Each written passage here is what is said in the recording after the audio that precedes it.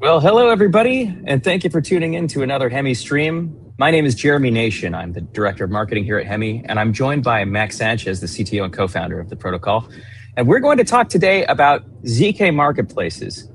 Zero-knowledge proofs are quickly becoming an important facet of the protocols that interface with blockchain systems, and they preserve privacy while allowing people to show the data to systems that need to prove what's happening where. Max has been working on a ZK interface for Hemi that will be well, I'd like to say one of the best ZK integrations in the ecosystem. And he's here to tell us about how that will be translated into a marketplace. Max, can you tell us a little bit more about our approach to ZK systems and what we've been building? Yeah, for sure. So to give a little bit of background, so today we're going to be focusing on the idea of ZK compute marketplaces. And so how you can build a decentralized system where anyone can come in, contribute computing power to perform ZK proving for blockchain networks, DeFi protocols, any other use case you have for ZK proofs that don't require privacy. And we'll get to what that means because that sounds like an oxymoron, but it actually isn't. But yeah, so a little bit of background on that first. So with Hemi is a Bitcoin and Ethereum L2, so it connects natively both to the Bitcoin and the Ethereum networks. We have a unique architecture, which is called HVM, which is a Hemi virtual machine. And that is a Bitcoin node embedded directly inside of an EVM. So you can write smart contracts that talk to Bitcoin. And one of the major things we're working on is a derivative of BitVM called HBitVM, which leverages Hemi's unique architecture, its connectivity to Bitcoin and Ethereum, and uses that to essentially borrow the security of both networks, so both Ethereum proof of stake and Bitcoin proof of work, also leverage their anti-censorship properties, and use that to create the world's most secure version of a ZK-powered Bitcoin bridge, or as we call it, a tunnel, that you can possibly build. And so as part of designing that entire system, we realized there's not a really good way currently in the space for people to access ZK compute, at least in the way that we wanted to do it. And so we set out initially just building this sort of for ourselves to use on the Hemi network to incentivize different people to contribute compute to power the ZK proofs we need for this HBitVM system and our ZK settlement on Ethereum. And then we realized, well, if we're building this sort of generic ZK proving marketplace that fits our needs, why don't we expand it a little bit and make it something that the entire ecosystem can use? Now, let's stop for a second. What is a ZK proof? I touched on it for a minute there, but you could provide maybe a more fine-tuned definition of it. Yeah, for sure. So ZK stands for zero knowledge, as most people are likely familiar with. And when a lot of people hear ZK proof, they think, oh, zero knowledge, therefore privacy, which is one angle and one way that ZK proofs are used. It's the first way that it was originally used in the space with projects like way back in the day. Zcash was the first real production grade use of a ZK proof in some way to do something interesting in the space.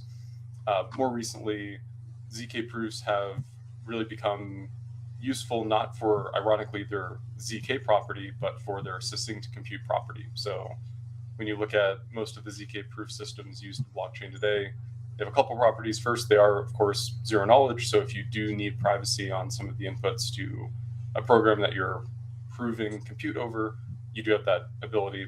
But also they're succinct, they're non-interactive, and they let you prove knowledge of something over an arbitrary computation, or they let you prove an arbitrary relation.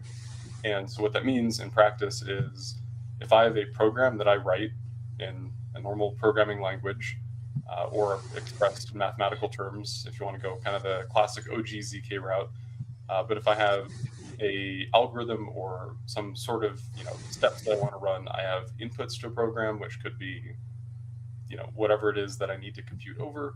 And then I have outputs, which is something like, the computation was correct, or it could be an output of a state root of some data structure or something that you're computing over.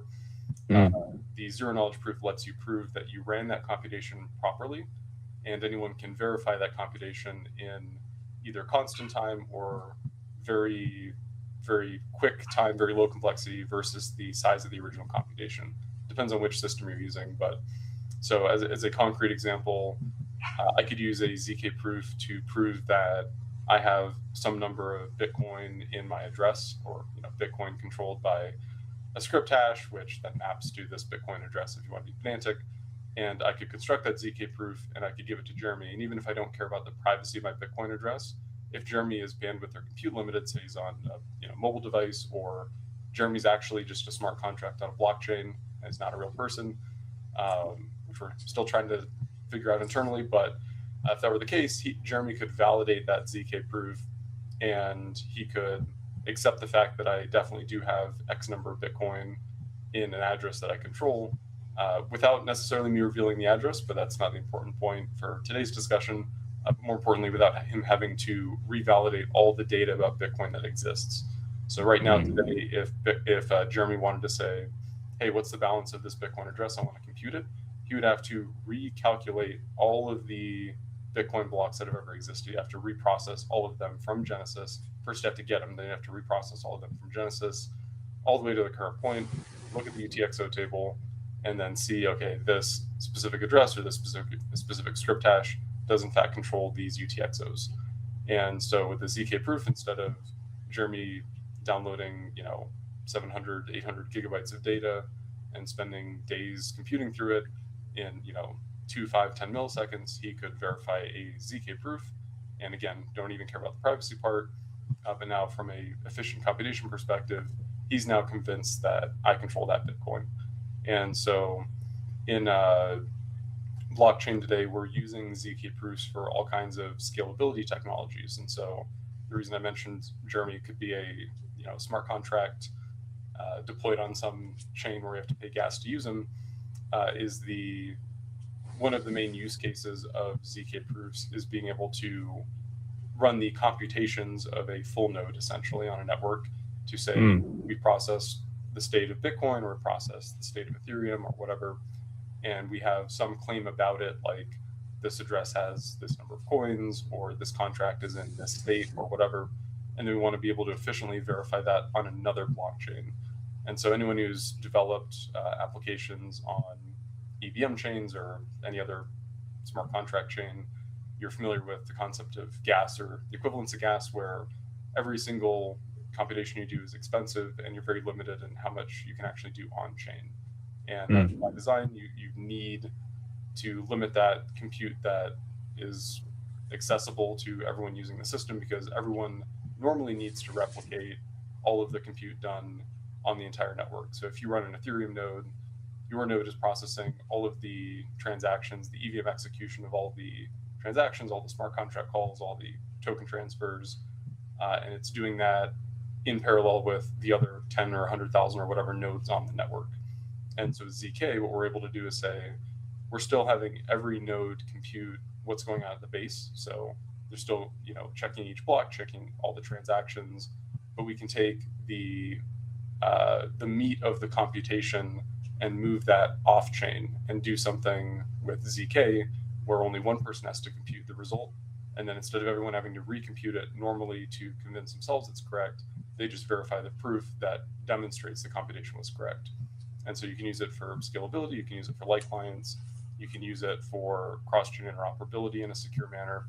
And so there's a lot of use cases of ZK that have nothing to do with the privacy component. They really just care about that succinct compute component. And so does this reduce dependency on like oracleized services and things like that have oftentimes introduced malicious actors or attack vectors for malicious actors to drain protocols and things like that?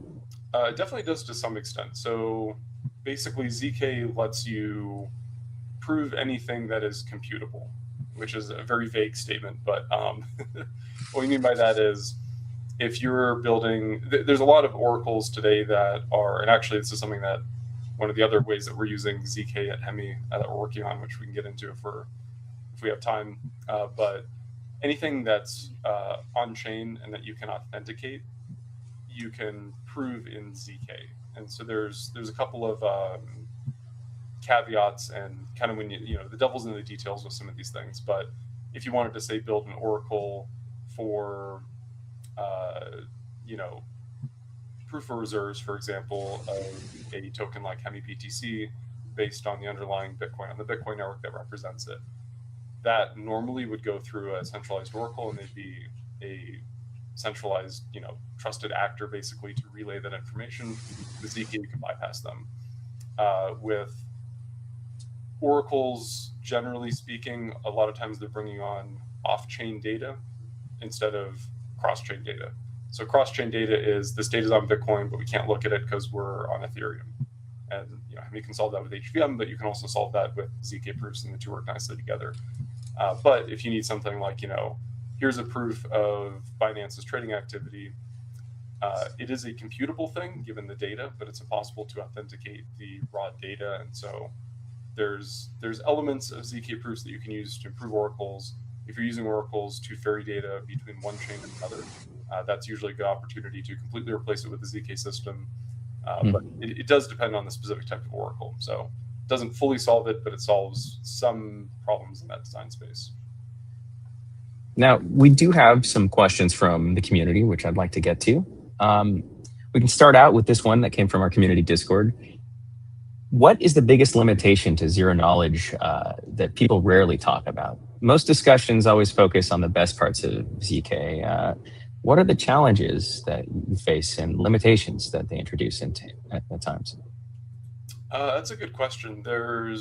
So one of them we kind of already accidentally covered as part of the Oracle thing, which is, zero knowledge proofs. They need something to be computable, and they need, for use in blockchain and to be able to actually trust the proof, they need that data to be authenticatable in some way. And so sometimes people will talk about ZK proofs as sort of this magic thing of, we can ZK prove anything and bring it on chain, or, we can, there's limitations to how you design ZK systems. And you can I'll give one concrete example of one of the design challenges that we had to do quite a bit of engineering on the Hemi side to work around when we were building our Bitcoin, or as we're building out our HBitVM ZK-based Bitcoin system. And so one of those is that Bitcoin is very limited in its ability to self-introspect. And we've talked about this before on other live streams, so I won't spend the whole time talking about this because this could become an hour topic on its own. But we'll keep this quick. But Bitcoin script's very limited. And so if you look at Ethereum, for example, you can write a contract that looks at data almost like, it's not metadata, but you can think of it as meta type of data about the chain that it's running and the context that it's operating in. So a smart contract on Ethereum can say, look at a particular Uniswap market and pull data from it and then do something with that. Or it can look at the current Ethereum block hash. And so in practice, what that means is for something like a zero knowledge base L2 bridge, Ethereum has knowledge of itself. And so anything about the L2 that's fundamentally based back on Ethereum data, you kind of have this full loop of data origination from Ethereum up to the L2, ZK proven back to Ethereum. And that proof on Ethereum can be validated against what is known to be the Ethereum state as part of the EVM execution. So if you're at Ethereum block 100 and you're validating a ZK proof of an L2 who is comprised of blocks that were stored in Ethereum DA as of Ethereum block 80, that execution inside of Ethereum block 100 can look at the ZK proof and say, this proof is valid in the context of an Ethereum chain where block 80 is XYZ, right? And so these ZK proofs always have to have this context around them. And it can be tricky to establish that context in certain scenarios. And so back to our engineering challenge we had to overcome was, on the Bitcoin side, you don't have that self-introspection. So a Bitcoin script, it can do very basic things. It can add numbers together. It can verify, ECDSA and Schnorr signatures, depending on what version of spend script you're using. And, it can do other very basic manipulations. It can do a couple of hash functions, but it is not by any means Turing complete or close to Turing complete, quasi Turing complete as we have in the EVM world. And also it doesn't have knowledge of itself in any way. So there's no way while you're executing a Bitcoin transaction for the Bitcoin script to say, hey, I'm going to validate this ZK proof, which itself is a hard problem. And then once I've done that, I'm going to check the context of that ZK proof against the current canonical Bitcoin state that I understand myself to be executing within. And so we have, in the space, a lot of people have tried to solve this in various ways to basically have this, roundabout way of establishing some version of Bitcoin state on Bitcoin itself for it to then use as part of its script evaluation. And one of the interesting things about our HBitVM design is we were able to work around that limitation without introducing any sort of centralized party who, commits to Bitcoin state at some interval of time, or needing some sort of solution like the original Superblock light plan emulation system in the BitVM2 paper, by being able to use Ethereum as an anti-censorship layer to establish knowledge of Bitcoin consensus, and then being able to use our technology proof of proof to expand it to basically publish Ethereum data to Bitcoin. And so you sort of have this roundabout but full transit route of Ethereum being used to establish Bitcoin state, and then that Ethereum state also being used to establish Hemi state through DA, and then using Hemi and its view of Bitcoin to then look at publications of Ethereum state to Bitcoin to validate that basically Bitcoin and Ethereum are moving in lockstep, which you need for some security reasons, to then essentially construct this ZK proof using Ethereum and Bitcoin and Hemi to construct a proof that is self-contained and proves all of the state of all of those networks by sort of playing each one off each other from a security perspective. So speaking of limitations, that's one of them, is that people think of zero knowledge proofs as like, here's a zero knowledge proof that Ethereum is at block 100. And it's a useful simplification. And I'll probably say stuff like that as we're walking through examples because it's shorthand, but what it really means is here's a ZK proof that Ethereum is at block 100.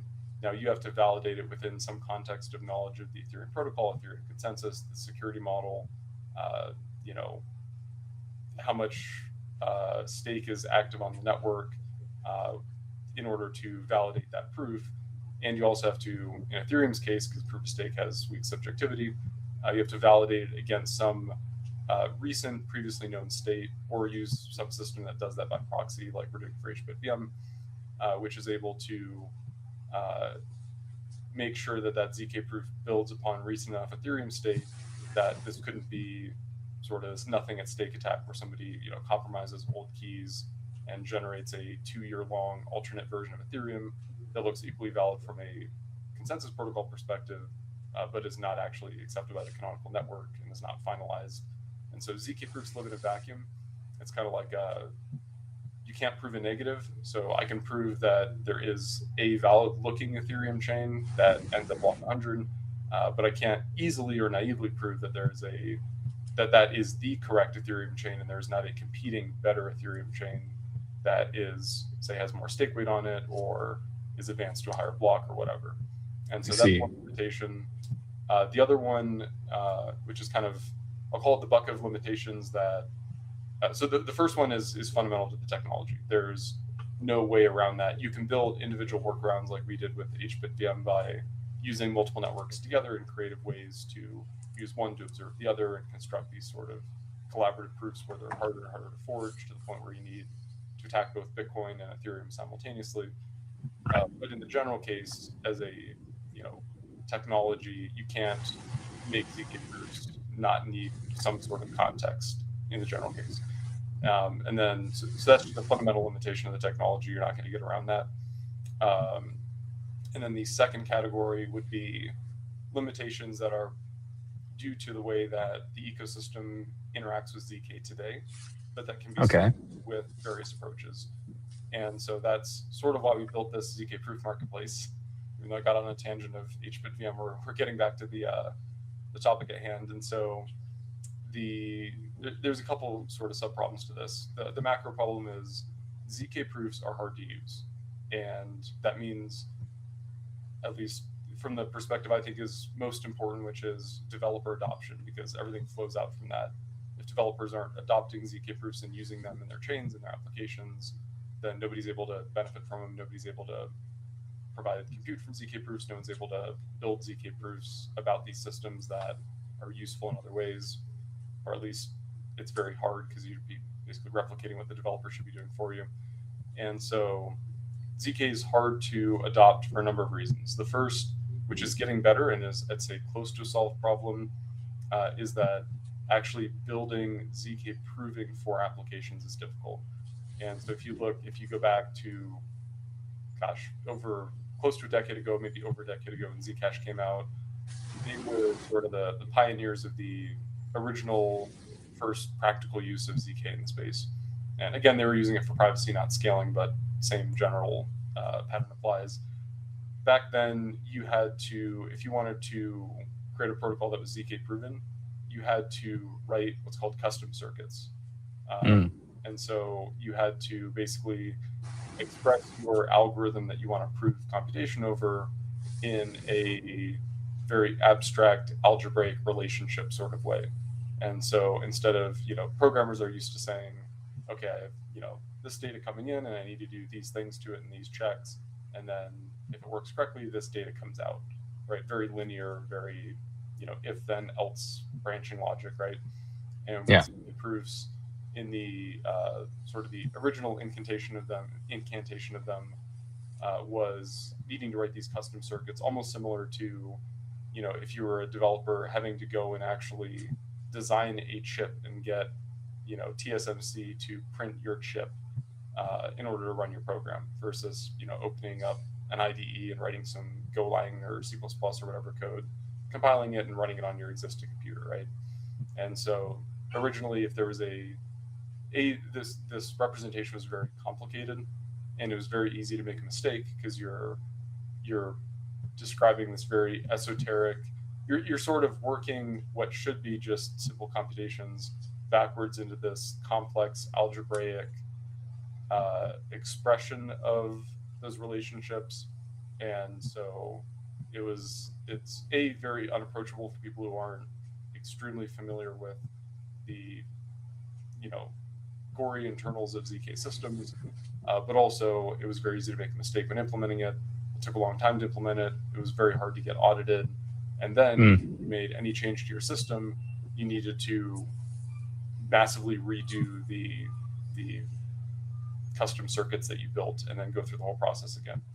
And so for small things, you could do it. So, you could do it for, say, proving the validity of a cryptographic signature, or you could do it for proving, some minimal thing about the validity of a transaction, like in Zcash's case, that then lets you construct a new transaction that you can prove, doesn't create more coins than it spends, or doesn't output more coins than it inputs, right? But that doesn't scale using those small circuits. No, and that's where we get into. We had sort of this transition period. So Zcash came out. There are a couple other projects that were using zero knowledge proofs for small little things here and there. But while these projects over here doing their interesting ZK stuff, mainly privacy focused at the time, you had EVMs exploding, obviously Ethereum primarily, where everyone was building these complicated DeFi infrastructure, these dApps that do God knows what, and they all connect to each other, and Ethereum's upgrading every 6 months and changing things. And so there was this, these tiny little, I don't want to say tiny, but as far as scope of like the computational complexity of what was being ZK proven, you had these small use cases of ZK proofs on the privacy side, and then you had this really complicated execution environment in projects like Ethereum. And originally people tried to take ZK tech and apply it to EVMs or to other specialized networks originally that were more designed around the idea of having to be converted into these custom circuits. But the point is, it's one thing to have this very bounded problem of we need to, prove a transaction without revealing the transaction itself. We need to prove that the outputs sum to less than or equal to the inputs, and the outputs are valid and the input exists in the system. That's a relatively simple thing to do. Not simple, but relatively speaking, compared to an arbitrary execution environment with its own, essentially EVM acts as a custom CPU implementation. That's why people are talking about converting it to RISC-V, partly for ZK provability, which we'll get into, but you really couldn't scale the custom circuit approach.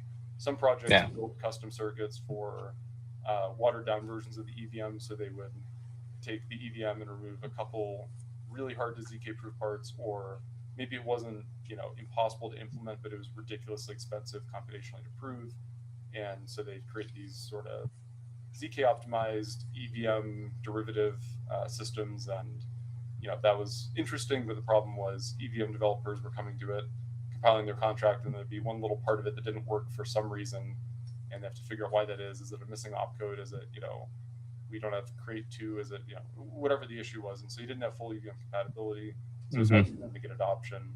And the complexity of those issues, there's no uniformity to it because it's bespoke for every smart contract that you plug into it. So, well, they were ZK proving the underlying like EVM system, so you could still build the systems on top of it. Yeah. But the concessions they had to make a ZK full EVM-esque thing was it was very expensive to actually ZK proof, although that's a solvable issue. But number two was they had to make design concessions in the EVM design that made it, not fully compatible with existing EVM tooling and infrastructure, and so they didn't have to ZK prove every smart contract. The reason I brought that up earlier was some people were also trying to ZK prove just their application on top of Ethereum. So they're saying, let's not go and ZK prove the full EVM. I want to write a DEX or something, and I want to do like a central limit order book system where I can compare thousands of orders against thousands of orders, have a very robust matching engine, do advanced things with analyzing collateralization and auto triggering, liquidations of collateral positions or whatever. All this complicated stuff that you couldn't fit within the computational budget of the EVM at the time, or it was too expensive. Back when Ethereum was in its heyday of sort of that initial adoption spike, it could cost $100 to do a simple Ethereum transaction.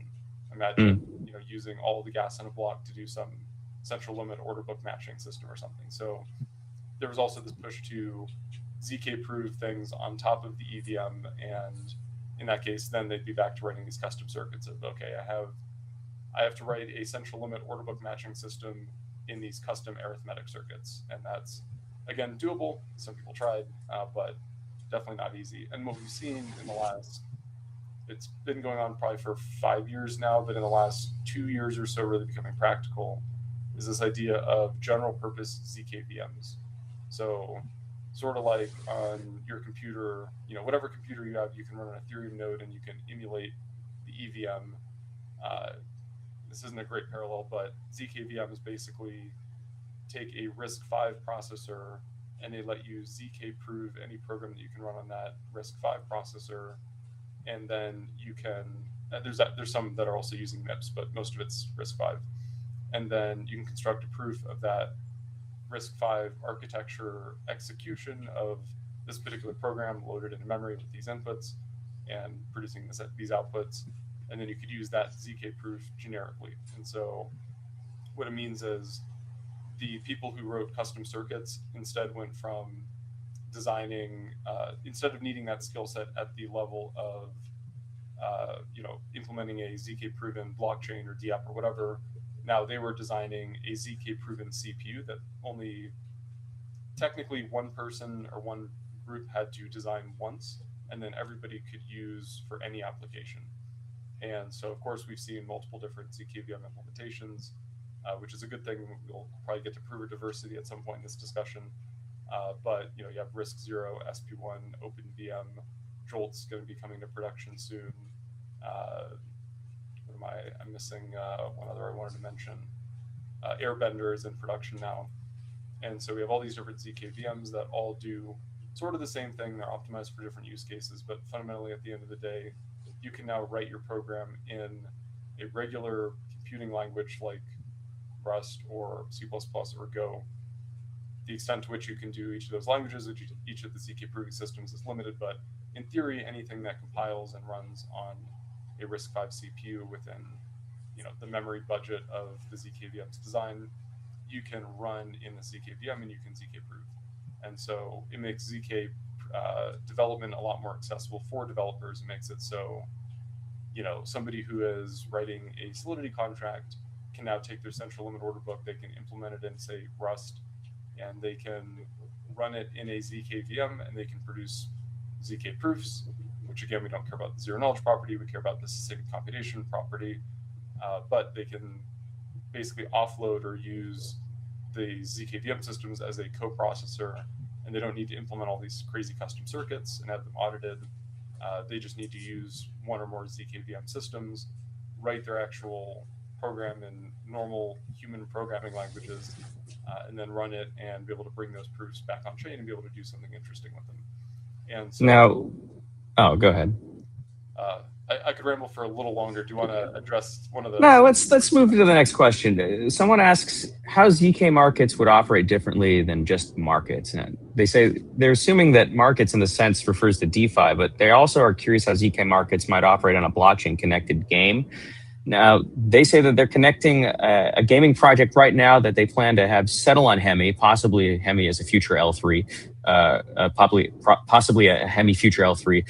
But they're going to try to make their question broad enough so that it pertains to game developers. So they just want to know, like, in the blockchain gaming context, what advantages does zero knowledge proofs and a ZK marketplace unlock?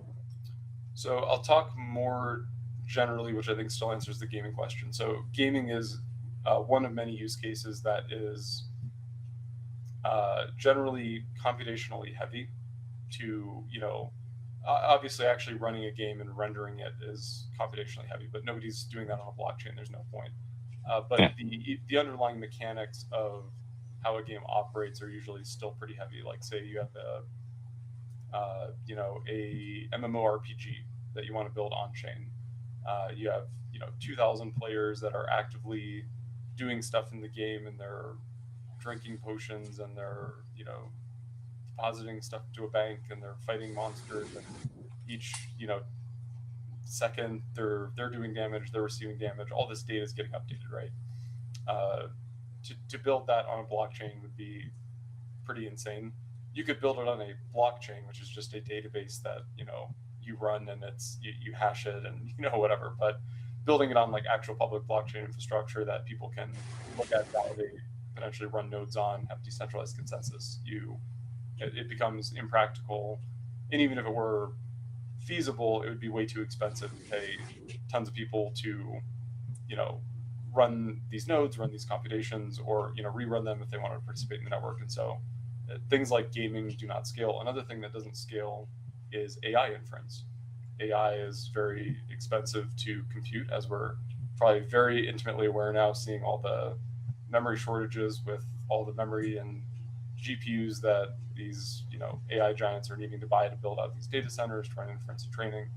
And so there's a big push in the space towards this agentic AI. We've talked about this. We did a AI happy hour a while ago. I'm sure we'll do another one in the near future, maybe focused on more of the DeFi blockchain side of AI. But AI compute, similar to, and probably much more so than gaming, is very computationally expensive. Kind of thing. Just like if you're bringing a MMORPG on chain, whatever on chain means in that case, on chain with this kind of ZK coprocessor. But if you're bringing an MMORPG on chain, you want the reason you're bringing it on chain is so that it is decentralized and provably fair, and everyone can validate it, right? So everyone can see, okay, this person did this action at this time, and then they received this amount of damage from that monster they clicked on, and they drank a health potion, and so they're blah blah blah, whatever. At the end, they won the boss fight and they got this rare item, and it's now theirs. And so you could validate all of that on chain through all of these actions, assuming you had infinite compute. With ZK, you can move that compute off chain and then just return the end result, which is here's a state root hash of the entire system, all the players, their inventory, their past actions, where they are in the world, blah blah blah, whatever. And then you could prove individual things about that to each player. So each player isn't downloading the entire active game database. The system is saying, hey, you're moving to, you're looking at this user's inventory. Here's a proof of what their inventory is at the current state. Okay, you're looking at, you're fighting this monster. Here's a proof that we rolled random dice and you actually got, this roll and did this amount of damage or whatever. And so translate that over to AI now with agentic AI agents. That's redundant, but you get the point. You have this model where you have agents doing things on chain based on this off-chain computation.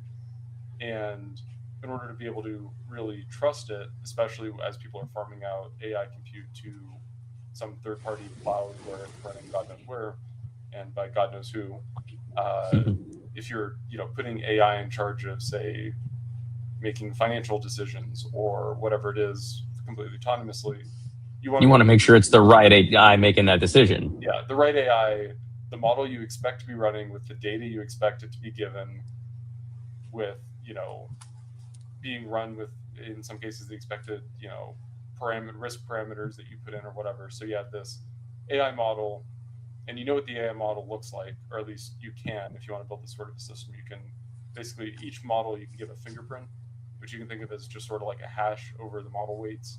You want to like Merkleize all the weights into a Merkle tree and whatever, but you have this hash of the model itself, and then you can ZK proof compute over that model, inference compute. So you can prove, given these inputs to this model with these weights authenticated to this fingerprint of the model, when we run it, we get this output. And there's one minor thing, which is that LLMs, a type of AI, generally introduce some sort of randomness into the system in order to kind of make it work better, make it explore new creative angles. And so, but you can still do that deterministically with a PRNG or something. And so with ZK, you could take AI models, you can compute inference over them off chain. And then now I don't have to worry that if I run an agentic AI DeFi bot that goes and decides to trade, it's going to buy Bitcoin today and it's going to get short Ethereum or whatever. I don't have, as long, obviously the AI model could be wrong about that trading decision, but I don't have to worry that somebody who's actually running the AI on their hardware wants me to be long Bitcoin and short Ethereum. And so they just pretend the AI actually said that when it didn't. And then, they send a message and put that data on chain. My AI bot does it. They do that across 10,000 participants, and they, make Bitcoin spike while Ethereum drops, and they liquidate a bunch of DeFi positions or whatever. And so with this ZK proven AI, and again, this is just one use case, but it's related to gaming because it's taking a computation, putting it off chain, then verifying it back on chain. You're able to create these trusted, scalable systems that need a lot of compute, that don't need that compute to be available directly on chain. So for gaming, 100%, you can basically take the quote unquote, I don't want to say game engine because that usually refers to like the rendering side, but the, engine, that the coordination engine of the game, right? So like all the updates and rules of the MMORPG world, or all of the actions that could be taken in a chess game, for example, if you want a simpler version. And you can take that and you can move it off chain, where there's still going to be like a coordinator who's aggregating all of the real-time data from the players and assembling it and doing a state transition based on each of the players' actions to update sort of this global world state. Just like if you have an MMORPG and you log in, your data is going somewhere and they're updating things in a database about what you're doing in the world. Similarly with a ZK proven MMORPG system, you'd have the actual game rules and the database for the game data stored somewhere that one person is maintaining, or you can have like distributed sharded versions of it, whatever. But they are taking on the computational complexity of processing all these player interactions.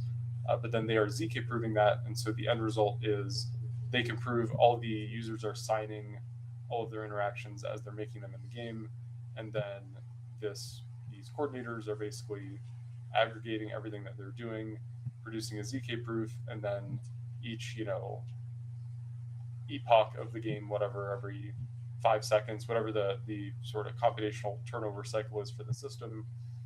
You hash that and put it on chain. Yeah, exactly. And then you can prove anything about game state against it. And so you can do that for gaming, you can do it for AI, you could do it for any, a DeFi app that needs, like I mentioned, central limit order books earlier. And that brings us to our next question, as a matter of fact, since you mentioned you could do it with a bunch of different things. What about a practical ZK feature that you could add to an NFT marketplace? So one of the suggestions here was whitelisted minting, maybe even private auctions. These features might have pros and cons, but are they possible to integrate with a ZK integration? There's definitely some. So talking about marketplaces in general, which NFTs yes, a type. There's definitely stuff you can do with ZK that's interesting for marketplaces.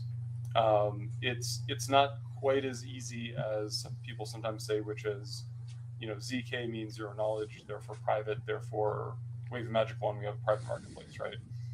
in a marketplace, it depends on how the marketplace is structured, but there's generally some sort of central clearing system that you need. And so, if you look at stock trading, for example, you have somewhere somebody running a database that has all the bids, all the asks, and knows everyone how much stock each participant owns, and how much they're allowed to actually put up for sale, and how much cash they have, how much they're allowed to actually use to buy that stock. I'm simplifying a bit, and they are, as orders come in, they're updating them in this giant database.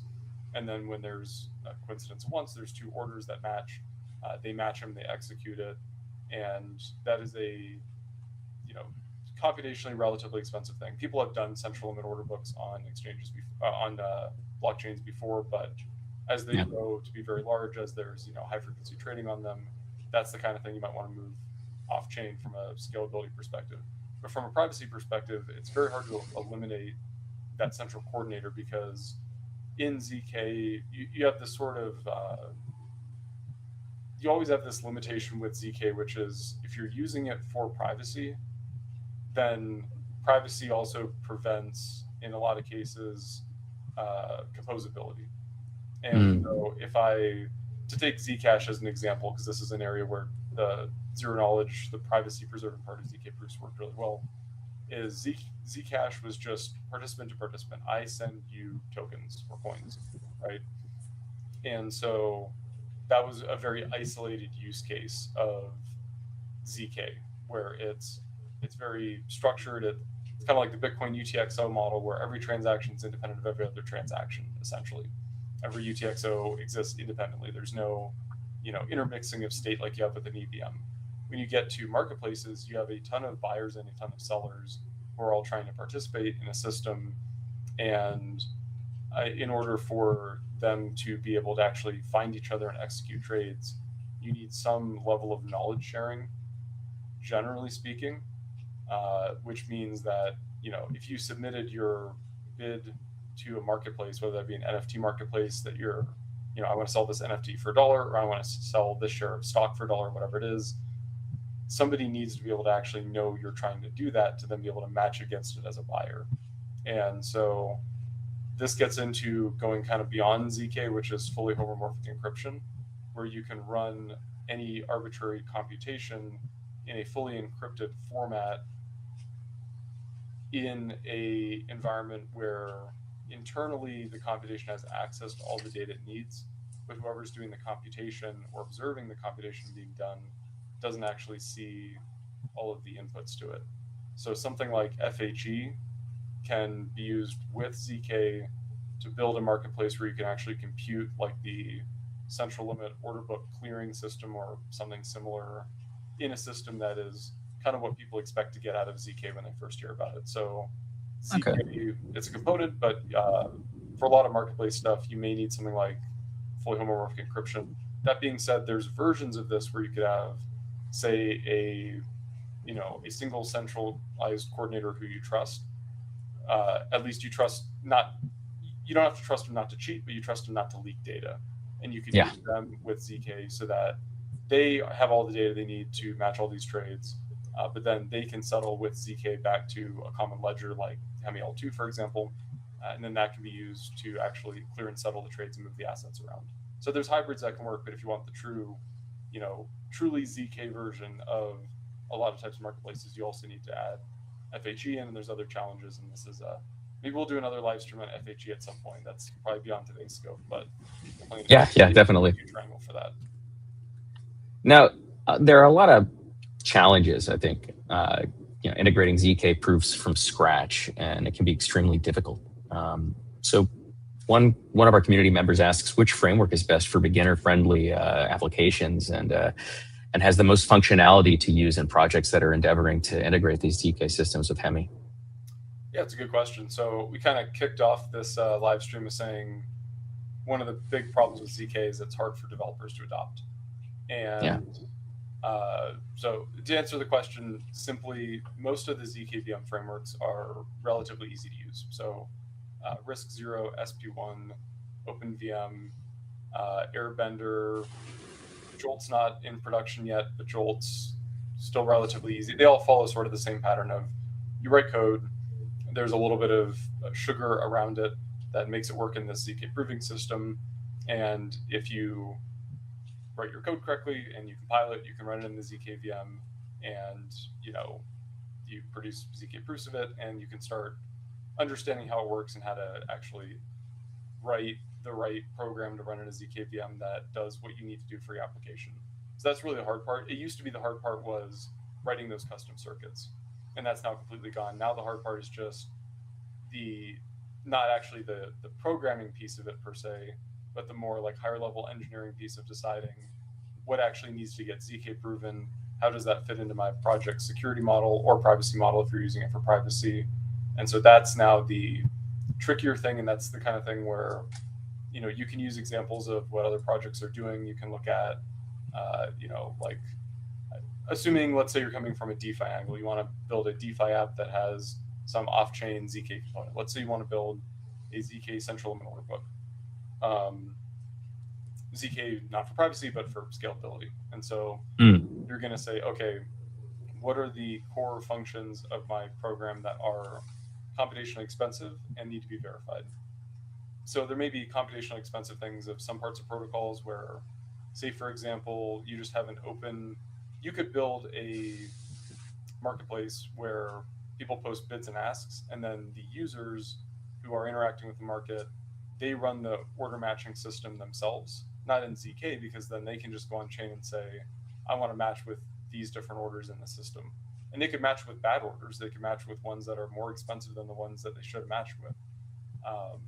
And so that's a version of like, you wouldn't need to move that computation to ZK because the users are doing that off chain, but they don't need to prove it because the proof, if you will, of that computation is just what actions they take on chain. But if you wanted a central limit order book clearing system, that would need to always prove that it is doing the best matches. And the reason I keep bringing up CLOBs is because we're building a ZK proven L3 called Hemi. More details on that soon, but it's basically an L3. It's sort of a hybrid L3, L2. It connects to Ethereum and to Hemi, but it's a spoilers. Yeah, ZK proven order system. We'll talk more about that in the future, but so it's top of mind as the sort of system that's a good use case for this.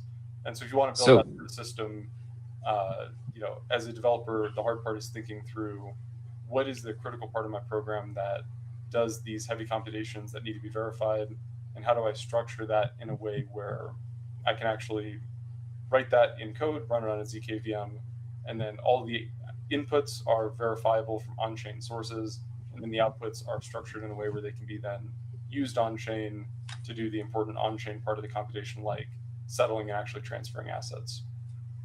And you've kind of described this and been describing this whole discussion, but like if you could holistically, from kind of like a top-down view, describe what is your vision of this robust ZK marketplace on Hemi, like once it's been deployed, and how does it look like for protocols to access these proofs and make use of them?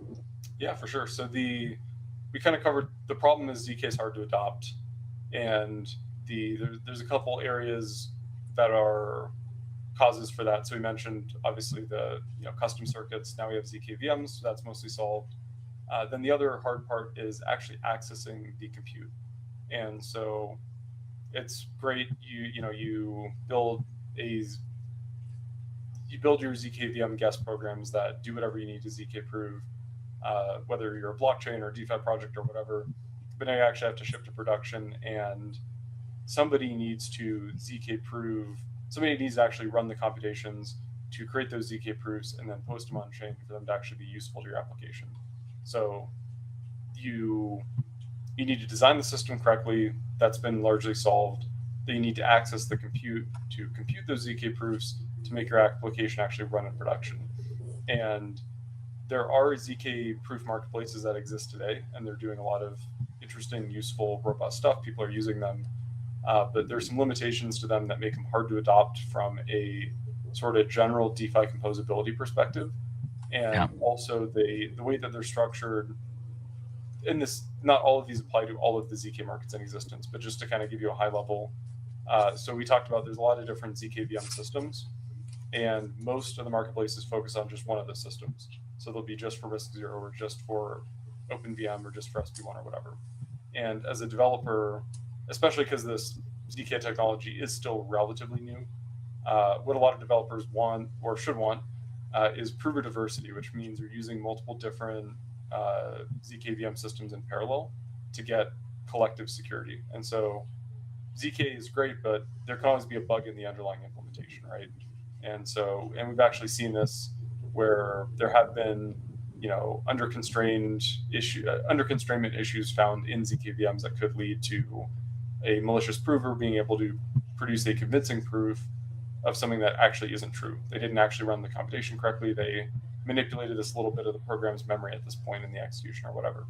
And so you can protect against that by using multiple ZK VMs. And most of the ZK compute marketplaces don't let you do that. So right off the bat, if you want the most secure way to use ZK proving, you now have to interface with multiple different marketplaces that work differently, have different requirements, different structures. They run on different chains. You have to pay in different tokens to use them. And so that's really difficult. And then even if you only care about a single ZK VM system, you just want to do RISC-0 or SP1 proofs or whatever, the marketplaces today, largely speaking, are hard for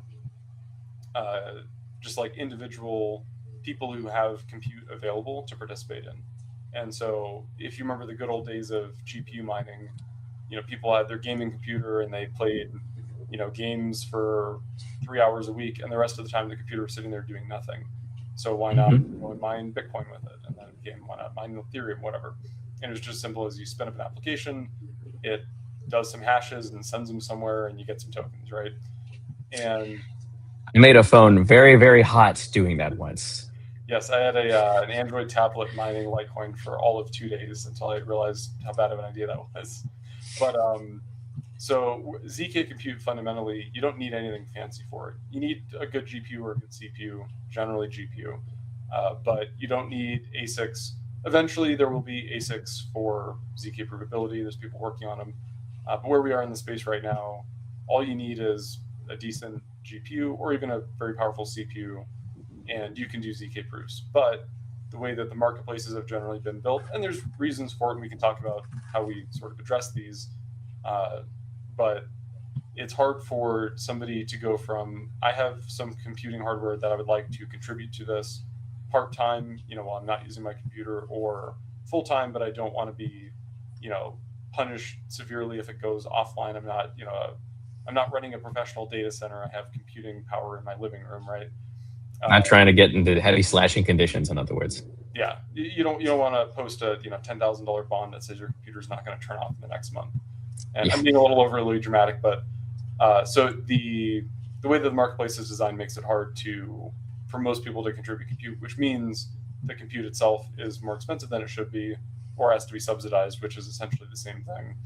And it also means that it doesn't scale as elastically, because the participants who actually do meet the requirements of, they're willing to put up a lot of money as collateral in the system to prevent it against them, reserving proofs and then skipping out of town or not delivering the proofs or whatever.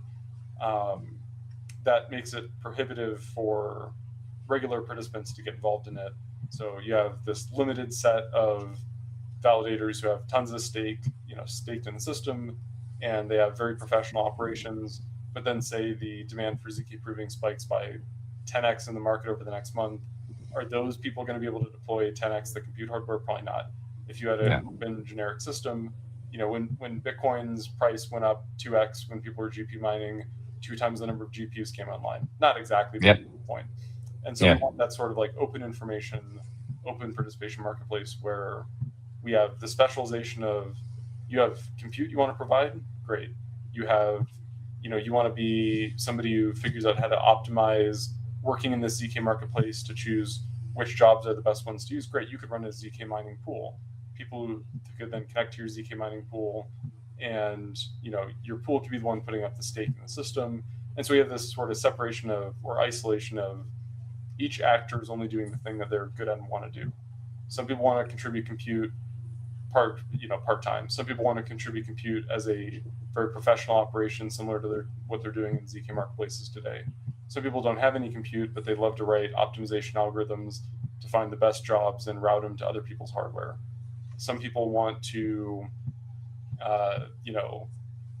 try to play arbitrage between different ZK markets. And so they want to take a proof that's on a third-party ZK proof marketplace and bring it to another marketplace where they can farm it out cheaper. So there's all these different specialized actors in the economy. Want to make sure that they can all act in a useful, productive manner that speaks to their strengths, having compute, having economic stake to post, being able to optimize economic algorithms, do arbitrage, whatever it is, they can specialize on that. And then the other important part of what we're building, so it's multi-prover by default. So you can use any of the major ZKVM systems you can use in this marketplace that we're building. But also it's permissionless, so anyone can add new ZKVM systems to it. Other people have to choose to adopt your sort of extension of the protocol, but it's totally permissionless. You don't need to wait for some, governance process to say, there will be governance to say this is the community approved one, people can feel comfortable using it, but the system itself doesn't need anyone's permission for you to create a new ZKVM proving system and start actually buying and selling compute in that computing framework that you created. You can write all the adapter contracts you need for any ZKVM system and deploy them as part of the existing infrastructure. So it can be permissionlessly expanded out to any new ZKVM system or a new variant. So, Risk Zero launches the new version of their ZK prover they're working on. They don't need to go through us to get that working in the system. They can deploy an upgrade to a Risk Zero verification contract, or somebody else, third party, can deploy it.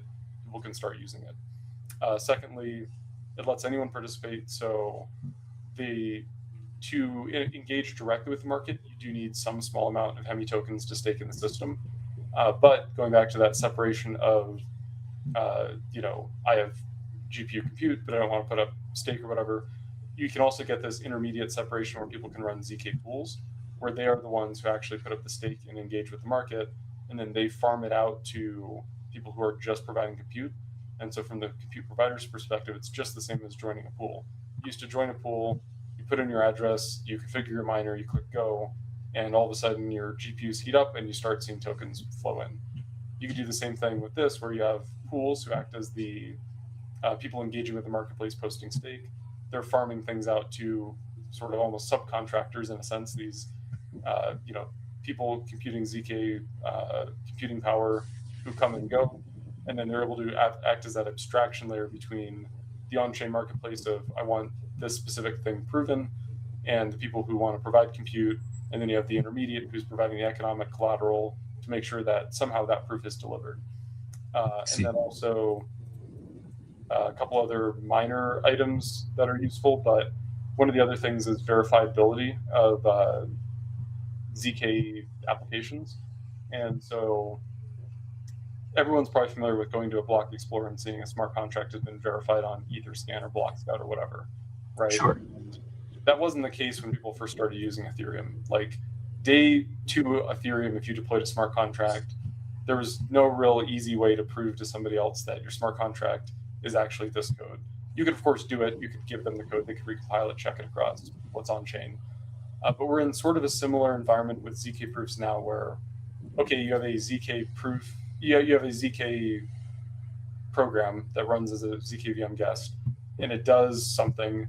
How can we verify the source code, the Rust code or whatever it is that you wrote that actually is running inside of that program and proves what you claim it proves? And so one of the things with this marketplace is it has a very robust, descriptive, almost language may be overstating it, but this descriptive framework where you can describe what a ZKVM application does. You can point to the source code. You can produce reproducible builds. So you can prove the entire supply chain, if you will, end to end of here's the source code, here's how we compiled it, here's how we got the ZKVM application out of it, here's a cryptographic proof that that is the actual ZKVM program that is being run, and then that can filter all the way to then auditability on chain of, okay, and here's where those ZK proofs were used, here's how they plugged into the smart contracts are verified, and then you get the full life cycle of everything. So there could, of course, be a bug in the code, but now anyone can go in and fully audit these ZK systems and understand what are the inputs, what are the outputs, what's actually being done in ZK, how's it being proven, How was it compiled? Was it compiled in a way that's safe? Was there some sort of injection in some way of something that changed the logic beyond what people expect? Whatever it is, you have that full data or data validity, data proof supply chain that you can audit. And one more small thing to add on to that is you can also compose proofs in a way that is much more dynamic. And so right now, most ZK proof marketplaces, you go to them and you say, here's the input data, and I want to pay somebody to compute, with this program, use this input data, give me this output. What we're doing is reworking that and making it a lot more generic. So you can do that the way you do with existing ZK marketplaces. You can also flip it around and say, you can define proof jobs programmatically, and you can define them by outcome. So instead of a project needing to run a daemon, which is a centralized point of failure that goes and says, okay, we're going to get this data, we're going to get Hemi blocks 1 through 100, and we're going to put them into this witness, and we're going to feed it into this ZK program. And okay, here's the witness, we're going to post that data on IPFS, and we're going to submit a job that pays this amount of tokens for somebody to compute the state transition program with this witness we built. And if our daemon fails, nobody can ZK prove our network because nobody knows how to build the witness into the program. Yeah. Yada, yada, yada. You can define proofs. You can do that, which is useful in some cases. But you can also define proofs by their outcomes. So you can say, I will pay 100 Hemi tokens to anyone who constructs a proof that proves the successful execution of Hemi blocks 1 through 100. And then the provers go out, they construct the witness, they understand how to do that based on some witness construction instructions. That's a tongue tire that you can put on chain as basically this dynamic system of allowing third parties, decentralized provers to go and construct those witnesses on your program's behalf, being able to construct those and satisfy the jobs. And what this means is you can make this composable in DeFi. So what you used to need is, again, this off-chain daemon that said, hey, prove this data. Okay, now prove this computation over this data. What now you can do is, and yet there's a little bit of an art to how you do this, and we're still working on designing the system to make it ergonomic, but the high level is you can write a smart contract that always knows how to construct these jobs described by outputs or by results of the ZK proof. And so that there's never any sort of central coordinator that you need who is, constructing these witnesses and spinning these jobs. You could have a smart contract. And I'll give you an example of how we're using this in Hemi, because I think this kind of makes it practical. The Hemi blockchain has access to its own state, so it can see what block it's on. It knows what its embedded Bitcoin state's at. And so the Hemi network has all the information it needs to know what a valid proof of itself looks like, but it doesn't have all the information natively in the EVM, nor would it be economically feasible to do so for it to construct the witness programmatically. And so with Hemi, we need the Hemi network to be ZK proven, and there's subcomponents of that. So we need the embedded Bitcoin node to be, its state transitions to be proven. We need queries against that Bitcoin node to be proven. We need the EVM execution of transactions in the Hemi EVM and interacting with those precompiles with that index Bitcoin state. We need those to be ZK proven. We need the derivation of Hemi blocks from Ethereum DA to be ZK proven. That means we need the Ethereum consensus itself to be ZK proven to validate that we're deriving the blocks from DA on a valid Ethereum chain. In order to validate that valid Ethereum chain, we need to validate Bitcoin state. We get this recursive system of all these different types of proofs that we need, all these isolated components that fit together, and you orchestrate into one complete ZK proof of something you actually care about. And so you might have 7 proving programs, one for Bitcoin index or state transition, one for Bitcoin index or queries, yada, yada, yada. And they collectively construct one ZK proof of Hemi that proves that, Hemi up to block 1 million is valid, right?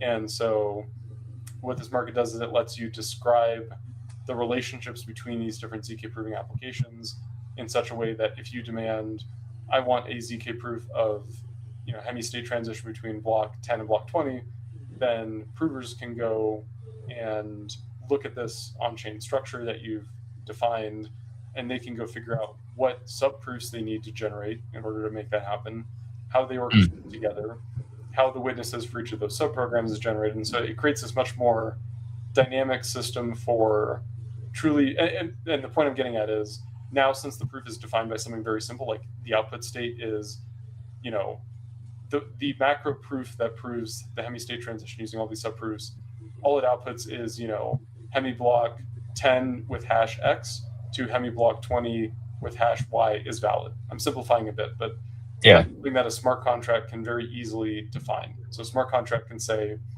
I want a proof that outputs, 10 at hash X, 20 at hash Y, valid, or whatever.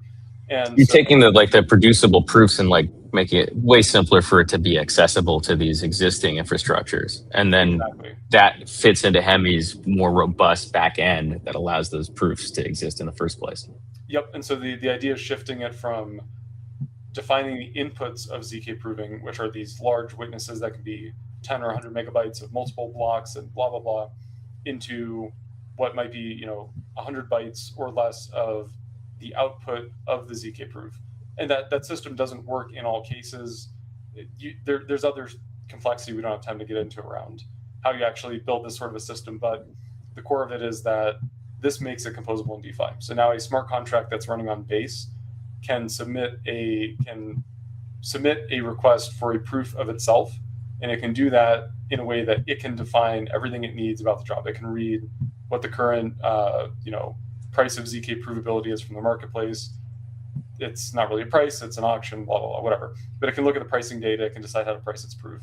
And more importantly, it knows how to structure the outcome of its proof so that assuming somebody knows how to go and generate the witness, a lot of which is handled by our on-chain, witness construction information or instructions.